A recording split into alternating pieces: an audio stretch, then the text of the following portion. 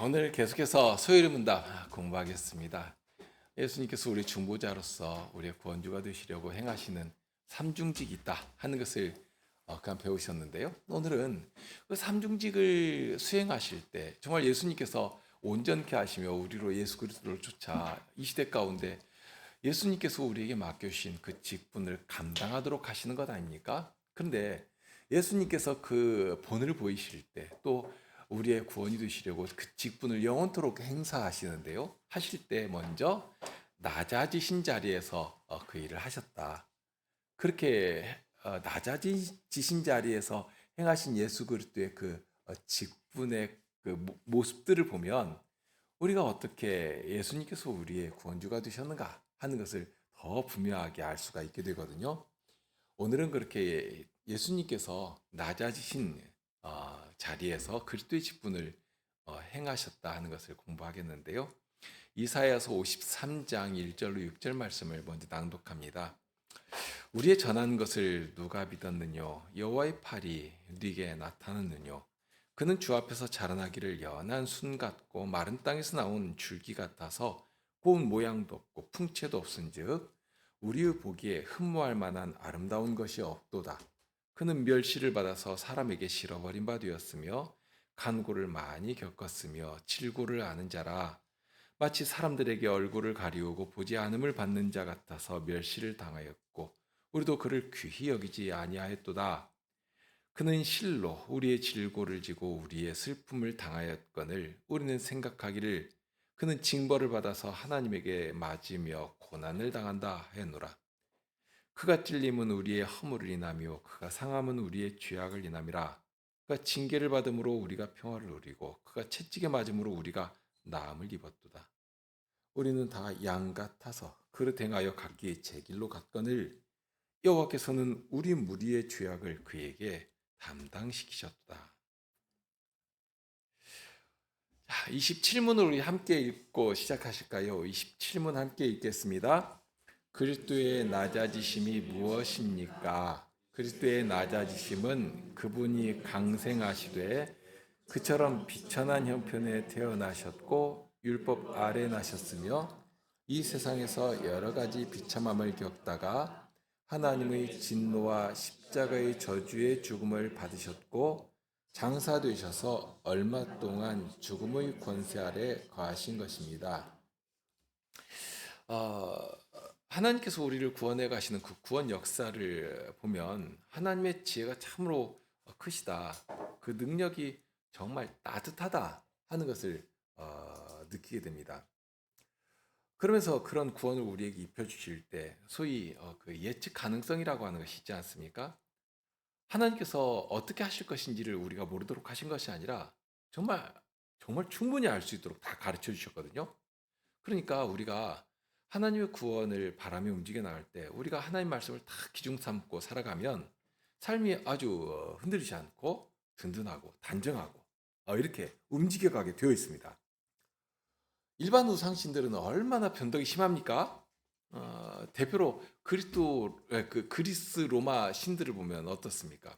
자기들 마음에 안 맞으면 막 이상한 짓들을 많이 하고 막 질투도 하고 그렇게 인간 역사에 막 갑자기 툭 끼어들어 가지고 인생을 아주 비참하게 만들어가고 정말 역사를 아주 난장판으로 만들고 하는 그런 일들이 일어나는 것이고요. 그렇게 되니까 사람들도 어떻게 하든지 이 신들의 비율을 잘 맞춰서 화를 당하지 않게 하거나 어떤 때에는 막 영웅들이 나와가지고 이런 변덕이 심한 신들을 향해서 운명을 개척한다고 막 신들과 맞서 싸우고 이렇게 하는 일을 하는 것입니다.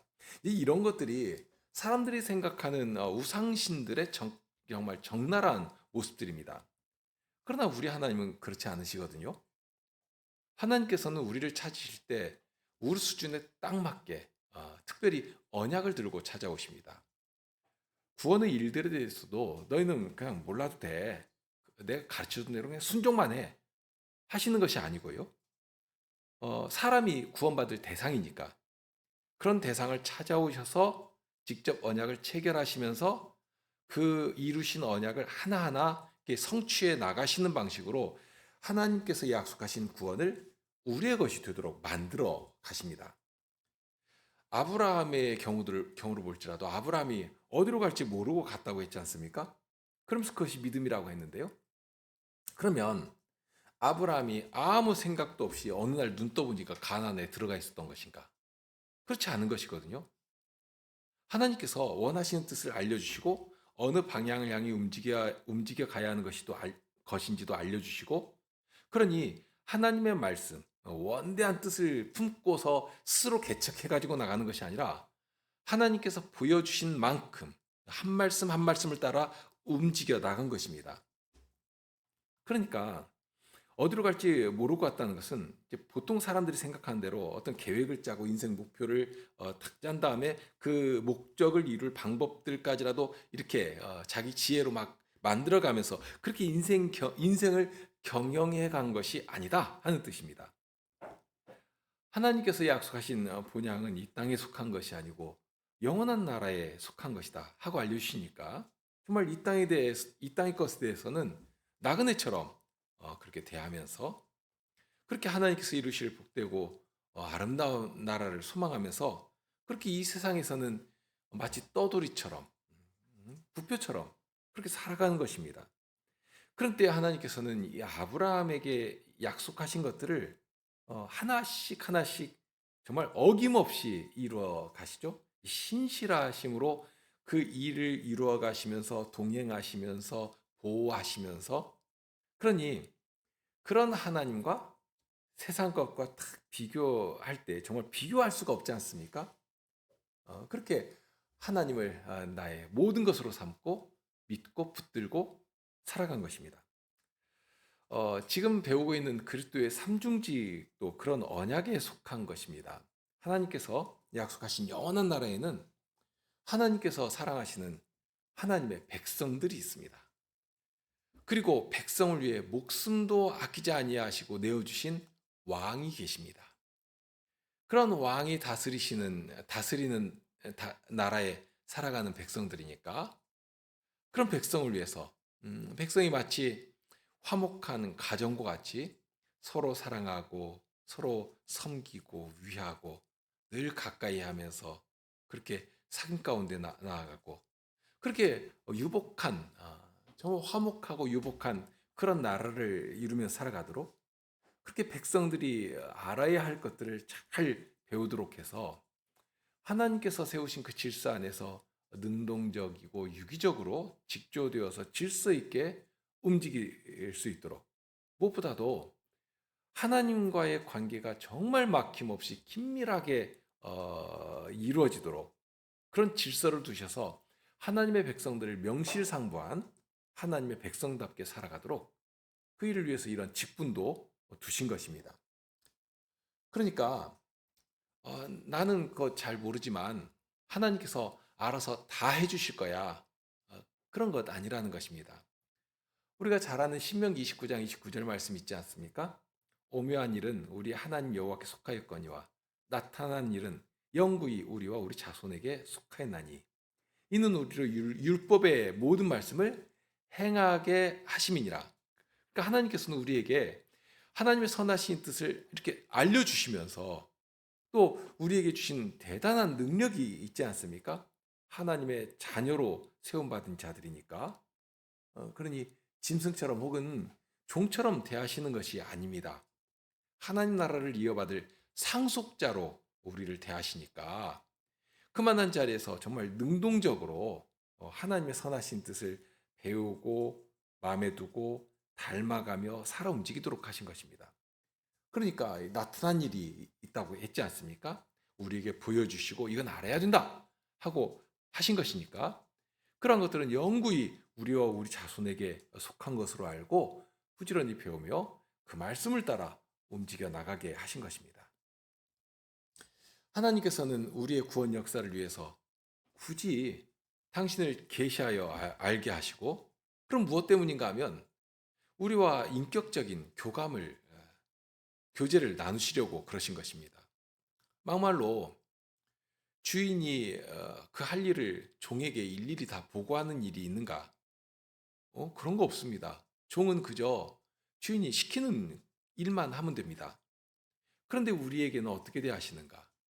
하나님의 뜻을 알려주시지 않습니까?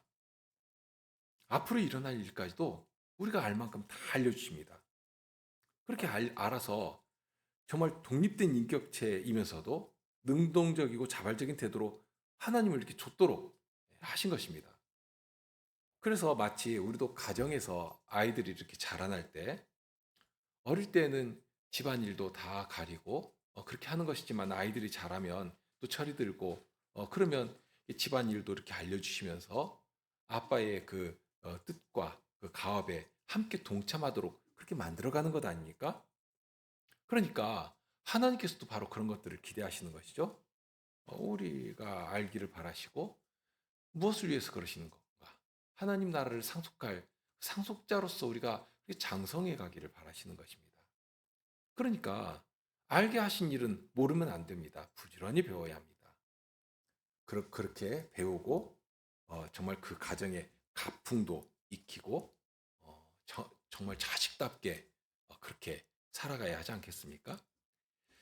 그럴 때 바로 지금 배우는 이런 직분을 그 안에 두셔서 인생의 어떤 약한 부분도 보완해 주시고요.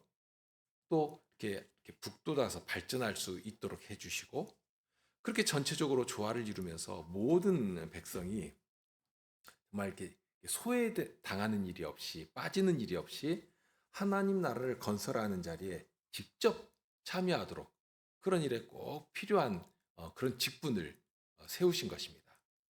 그렇게 중요한 직분이지만 구약 시대에는 아직 그런 직분이 그림자처럼 모델처럼 모형처럼 되어 있어 가지고 많은 부족이 있고요. 또 실수를 하기도 하고요.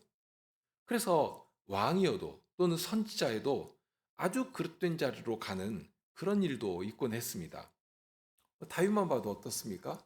아주 훌륭한 왕이지만 바세바를 탐하고 얼마나 악한 죄악에 빠져 들어갔습니까? 그만큼 존재 자체가 허물 많은 인생에 불과한 것입니다. 그러나 직분, 왕이라고는 직분이 잘못되어서 그런 것이 아니고 사람이 그만큼 부족하다는 것입니다. 그것 아시면서도 하나님께서는 사람 직분자를 세워서 백성들을 위해 봉사하도록 하시거든요. 그런 부족한 인생이지만 하나님께서 이루실 완전한 직분을 바라면서 소망하면서 살아가기에 넉넉하도록 그런 직분의 봉사를 통해서 하나님 나라의 성격을 나타내게 하신 것입니다.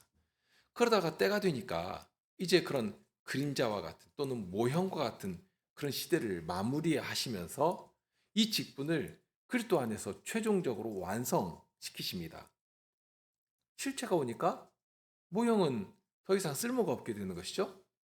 이제 구약의 그 사람 직분자들은 사라지게 되고요. 예수님으로 완성이 되고 통일되게 하셨습니다. 예수님은 그렇게 그리스도가 어떤 직분자인가 하는 사실을 친히 순종의 본으로서 다 보여주시고 알려주시고 정말 완벽하게 성취하십니다. 그러니까 먼저 이렇게 본을 보이시면서 직분의 봉사를 통해서 구약 성도들이 그렇게 바라던 구원의 유익을 온전히 힘입도록 해주시는 것인데요. 자, 그런 배경에서 이제 성자께서 구약 그림자처럼 보여주신 직분을 온전케 하는 분으로 이 세상에 오셨는데 그런데 오실 때부터 이 땅에 오신 그런 정말 귀한 존귀한 직분자 아닙니까? 제사장과 선지자와 왕이 직분자인데요. 그 가운데 하나도 가볍게 여길 수 있는 직분자가 있습니까? 그런데 오실 때부터 보면 참 의아한 점이 보입니다. 이 세 가지 직분 중에 정말 사람의 기준으로 볼지라도 소홀히 하거나 무시할 만한 직분이 하나도 없는데 더더군다나 이스라엘 백성이라면 어떻습니까? 이거 별거 아니야 하고 무시할 만한 직분이 있는가? 그럼에도 불구하고 실제로 어떻게 되었는가 하는 것입니다. 요한복음 1장 10절에 전하는 말씀 있지 않습니까?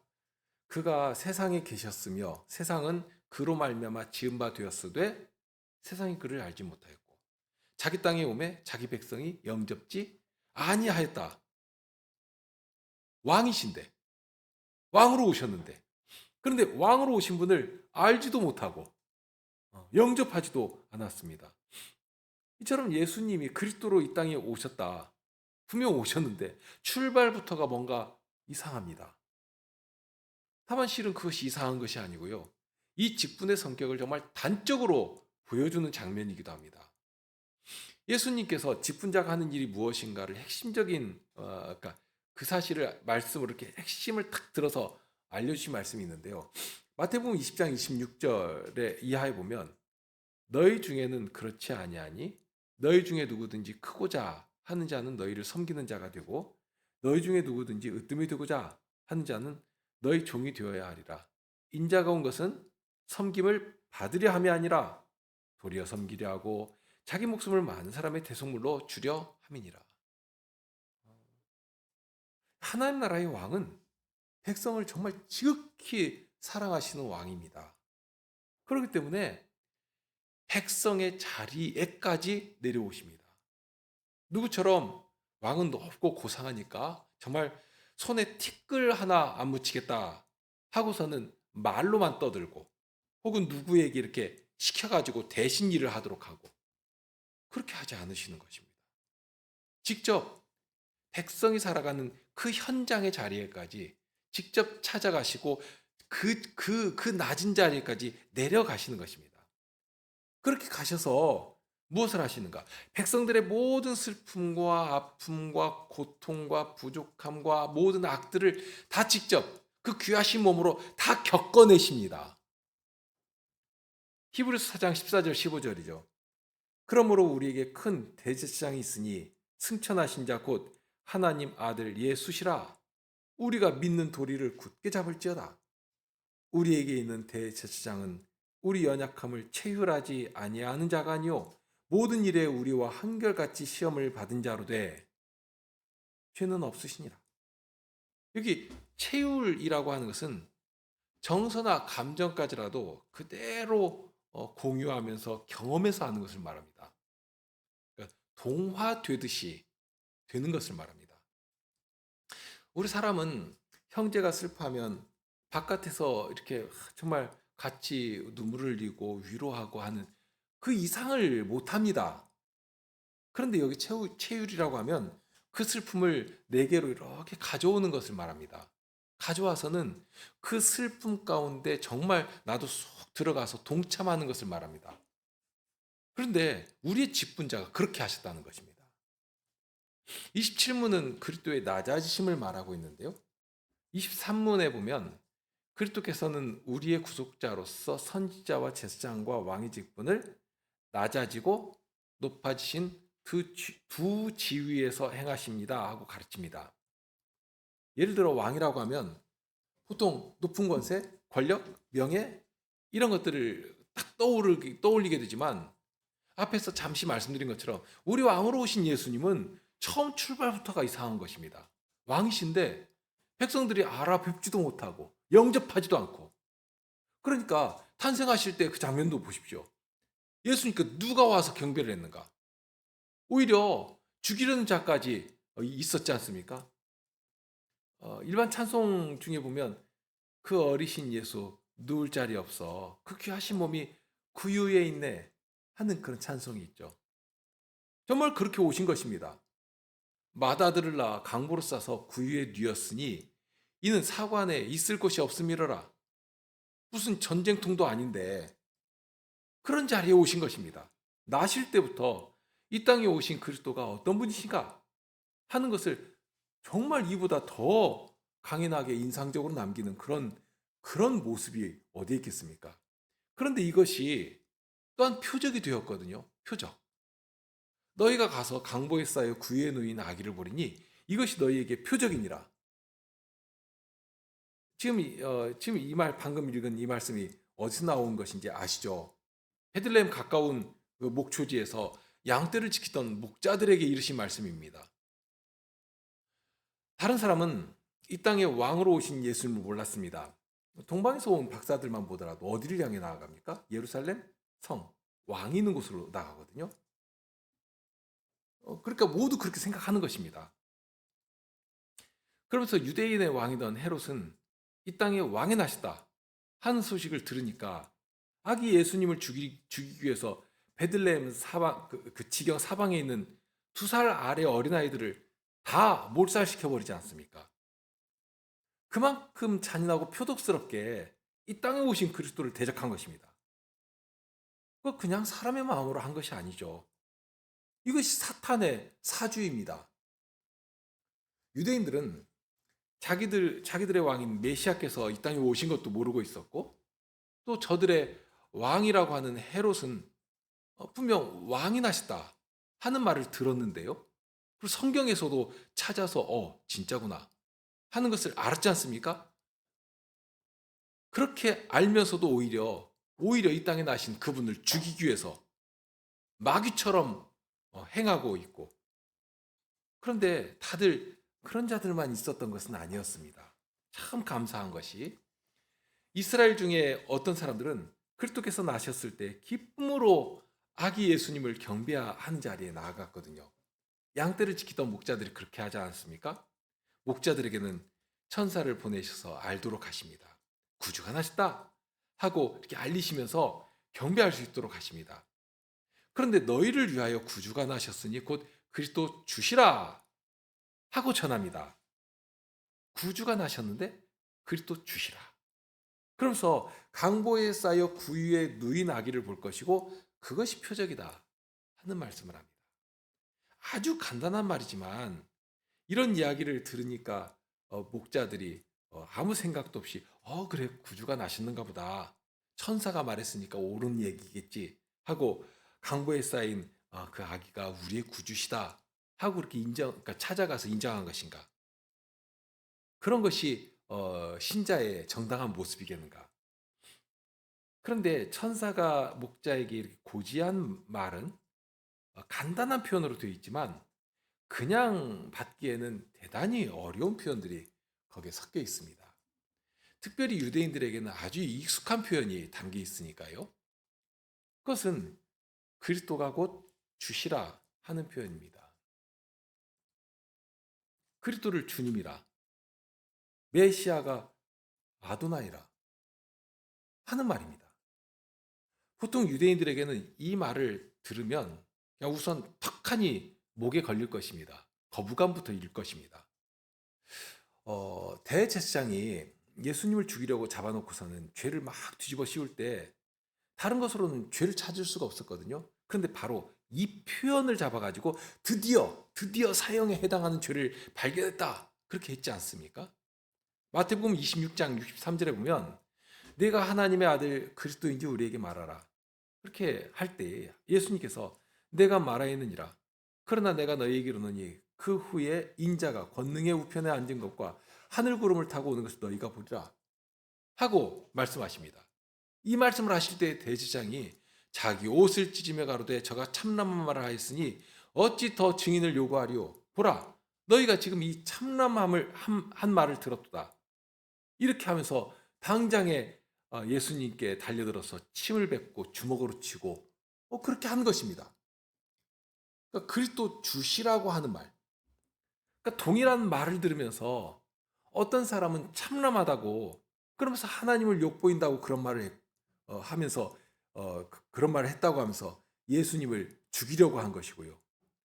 그런데 이 목자들은 어떻게 했는가? 정말 동일한 말을 들은 것이거든요. 동일한 말을 들었으면서도 이 목자들은 하나님의 구원, 정말 자기들이 이제까지 바라고 사모하고 늘 주님께 구하고 했던 그 구원의 주님이 진짜로 오셨구나 하는 것으로 그 소식을 들을 때 그 알고 기뻐하면서 아기 예수님께 경배하러 갔거든요. 그리고 표적이라고 말한 것도 강보에 쌓여 누인 아기 예수님이라고 했습니다. 여기서 목자들이 바란 메시아가 어떤 존재였겠는가 하는 것을 이렇게 추론해 볼 수 있습니다. 자기의 행복을 가져다 줄 그런 세속적인 메시아를 만약에 바랐다면 이런 말을 들을 때 실망하지 않을 수가 없을 것입니다. 기왕이면 비단천내라도 쌓여 있고 아름다운 궁중의 보금자리에 탁 누워 계신 그런 아기를 향해서 우리의 구원으로 오신 분이시다 하고 말했다면 뭔가 훨씬 정말 나하고는 이렇게 차원이 다른 분으로 오셨구나 하고 이렇게 생각하고 정말 든든하고 믿을만 했지 않겠습니까? 그런데 강보에 쌓여서 구유에 누워 계시다 하고 하면 만일 이 목자들이 상적인 시각에 갇혀 있었다면 이 말을 탁 들을 때 정말 실망하지 않을 수가 없었을 것입니다. 어떻게 그렇게 천하고 낮은 자리에 우리의 메시아로 오신다는 분이 그런 자리에 올 수가 있는가? 그렇게 생각하지 않았겠습니까? 그러니까 한마디로 목자들은 그런 것 하나도 중요하지 않았다 하는 것입니다. 바라지도 않았고요. 그런 식으로 생각하지 않았습니다. 그러면서 하나님께서 보내실 메시아가 어떤 분이신가? 가장 낮은 자리. 우리 같이 낮은 자들 곁에, 우리 같이 불쌍한 자들 가운데 오시는. 그런데 그것이 바로 선자들을 통해서 약속하신 메시아였거든요. 이사야서 7장 14절을 보면 그러므로 주께서 친히 징조로 너희에게 주실 것이라. 보라 처녀가 잉태하여 아들을 낳을 것이요 그 이름을 임마누엘이라 하리라. 하나님께서 우리 중에 함께 하시겠다고 하신, 우리 가운데 함께 하시는 하나님. 이 말씀을 잘 알고 묵상하며 소망하던 목자니까 천사들이 이런 말을 전해줄 때 정말 전혀 이질감 없이 반감 없이 오히려 반기면서 정말 그렇구나. 하나님께서 선지자들을 통해서 약속하신 그 일을 이런 식으로 이루어 주시는구나. 정말 우리 중에 막힘없이 누구라도 메시아 앞에 나아갈 수 있도록 우리 가운데 임하시는 것이구나 하고 기쁨으로 아기 예수님을 경배하기 위해서 갈 수 있게 된 것입니다. 만일 헤롯의 궁중에 태어나셨다고 그러면 이 천한 목자들이 감히 그 문턱이라도 넘어갈 수 있겠습니까? 어림없는 이야기 아닙니까?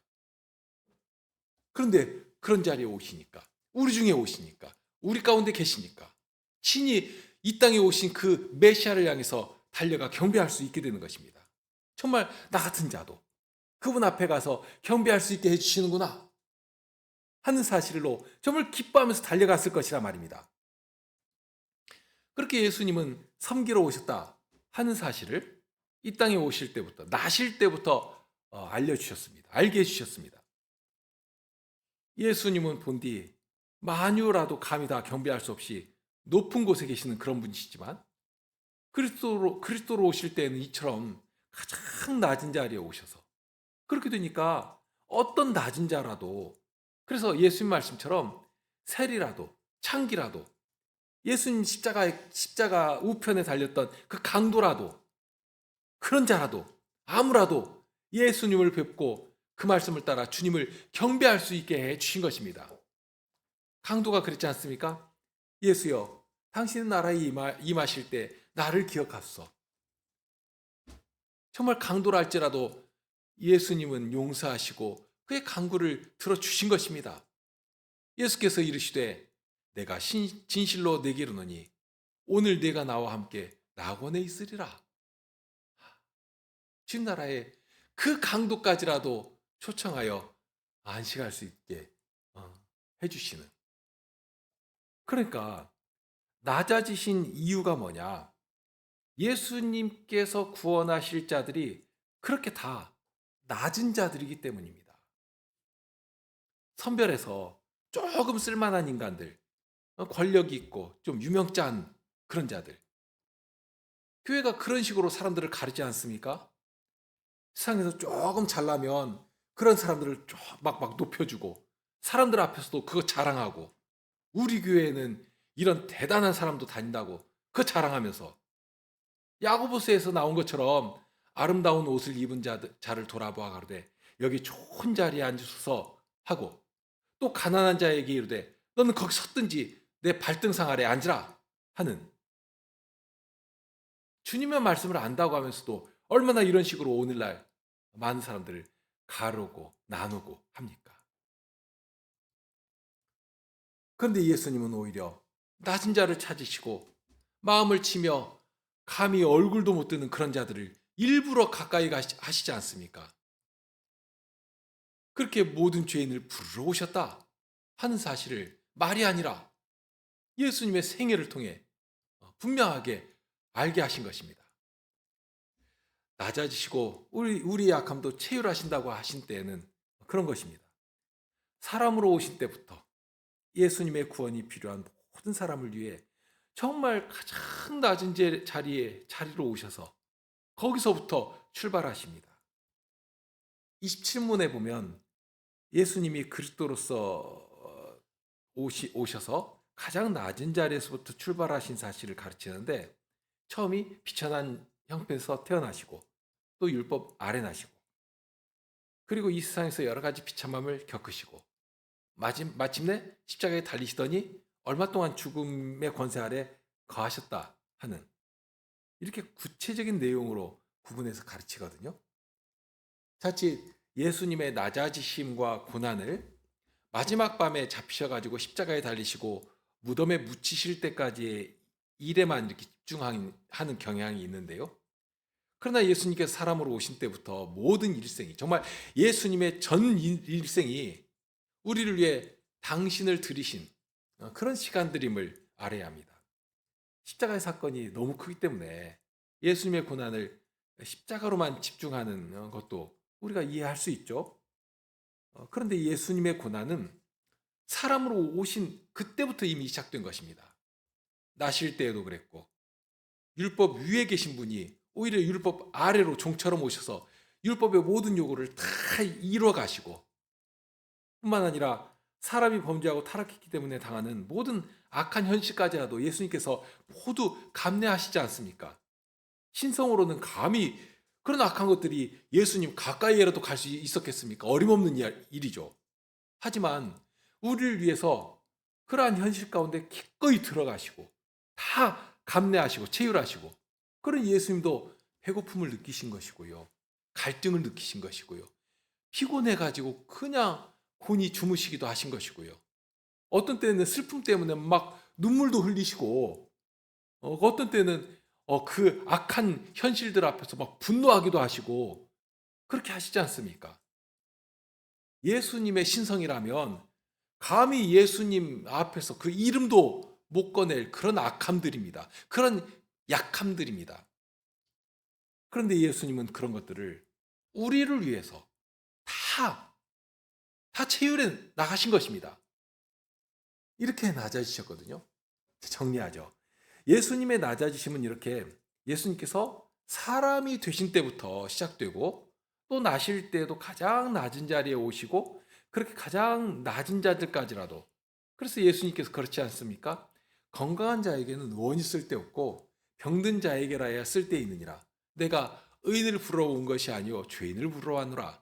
이렇게 정말 어떤 비천한 자일지라도 예수님 앞에 정말 거리낌 없이 나올 수 있도록 그렇게 낮은 자리에 내려가셔서 가까이 하시며, 예수님의 구원의 은혜를 사모하며 예수님의 사유하시는 은혜를 넉넉히 누구라도 힘입을 수 있도록 그렇게 해주신 것입니다. 이렇게 예수님의 낮아지심은 우리의 구원의 능력이 되고 큰 힘이 됩니다. 이게 바로 하나님의 사랑의 복음입니다. 우리 함께 시편 찬송을 부르실까요? 시편 22편인데요. 3번 8절과 11절을 하시겠습니다. 22편 8절과 11절입니다. 8절 11절.